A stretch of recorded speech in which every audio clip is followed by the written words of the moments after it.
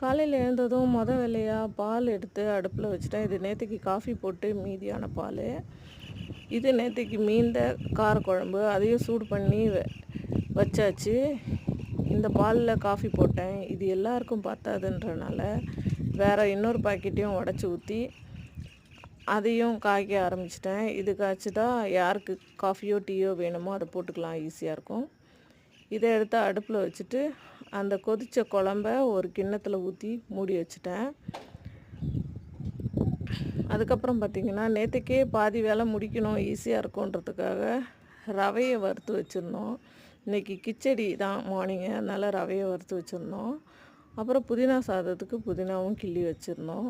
இதெல்லாம் வேலை நம்மளுக்கு இன்றைக்கி வேலை ஈஸியாக முடியும். அதனால் இதுவும் காலிஃப்ளவரும் நேற்றுக்கே உப்பு மஞ்சத்தூள் போட்டு வேக வச்சு எடுத்து வச்சிட்டோம். நான் காஃபி குடிக்க போகிறேன். அரிசி ஊற வச்சுட்டேன், ஒலையும் அடுப்பில் வச்சுட்டேன்.